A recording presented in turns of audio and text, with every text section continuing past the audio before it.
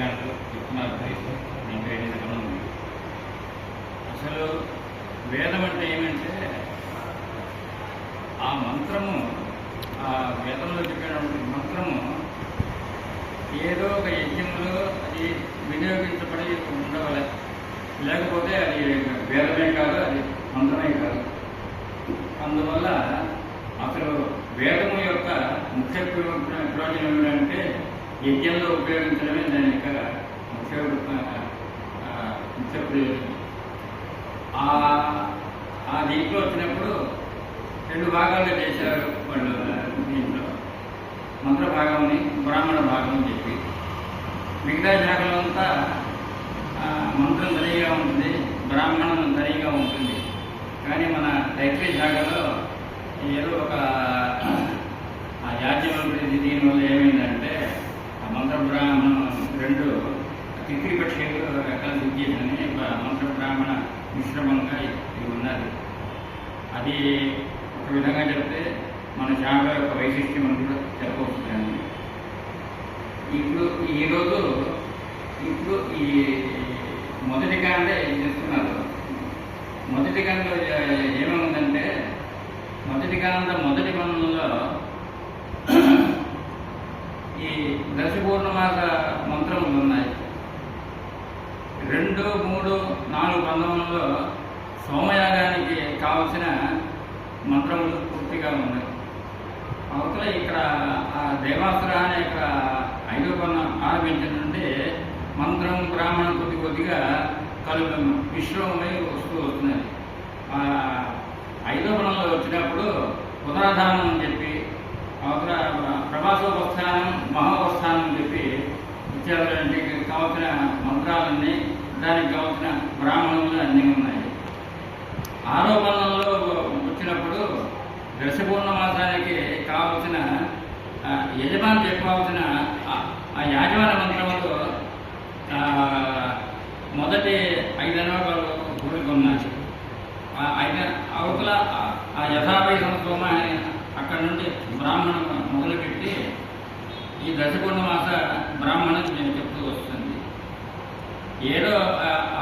7వ పన్నంలో ఇప్పుడు చెప్పిన పన్నంలో పాకయజ్ఞం అని చెప్పి ఈ దశపూర్ణమాస బ్రాహ్మణాన్నే మళ్ళీ చెప్పి సగం వరకు చెప్పి ఉత్తరార్థం అంతా ఈ వాజపేయ యజ్ఞానికి కావాల్సిన మంత్రాలన్నింటినీ చెప్పారు. ఇదైన తర్వాత 8వ పన్నంలో వచ్చినప్పుడు రాజసూయ యాగానికి కావాల్సిన యజ్ఞంతో రాజసూయాంతర్గతంగా చాతుర్మాస యజ్ఞం కూడా దాంట్లో వచ్చి చేసి ఆఖరిలో సౌత్రాల మంత్రాలు చెప్పి చేస్తూ వస్తున్నారు. ఈ దీంట్లో ఇది వస్తే ఈ 8 పన్నాలు ఆఖరిలో వచ్చే ఈ అనువాకాలనే యాజ్యం అంటున్నారు. మనోడు ఇజ్జతే అనేది యాజ్యం అని చెప్పి ఈ కోత చెప్పవలసిన మంత్రులన్నీ దాంట్లో ఉన్నాయని. ఇక 5వది వస్తే ఈ యాజ్యలు ఈ వాయుపైన ఉన్నది చూడండి, అంటే ఈ దేవుడి కృప అనే అక్కడ ఆ 5 అనువాకాలన్నీ ఈ వాటిలో చెప్తుంటే ఒక మంత్రం చూడడం వచ్చింది. అధిష్టంతం దాపలేదు.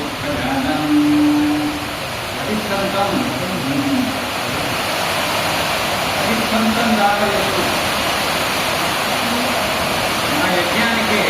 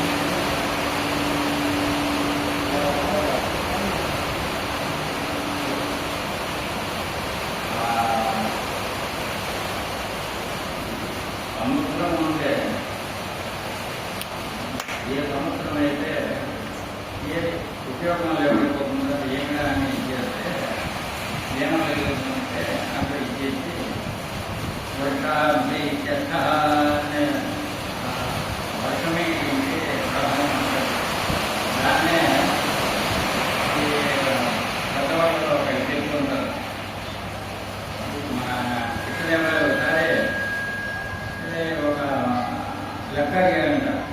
12 8 పోతాయి, 4 పోతాయి ఎంత అంట. అందరూ 8 8 8 ఏం అడుగుతున్నాయి కాదు అడుగుతున్నారంట. రాజుకి సరైనటువంటి జవాబు రాలేదు ఆయనకి. ఏమి చెబితే అప్పుడు తెనాలి అడిగాడు. 0 అండి అన్నాడు. ఏంద్రా ఇది? అందరూ నవ్వారు. ఆయన ఇదేమంటే అప్పుడు ఆయన దానికి వ్యాఖ్యానం చెప్తాడు. ఈ 12 నెలలు ఉండేటువంటి ఒక సంవత్సరంలో 4 అనేటువంటి ఈ వర్షాకాలం కానీ లేకపోతే ఆ సంవత్సరం 0 అంటారు. అది వర్షం లేకపోతే మనం ఏం చేయలేము.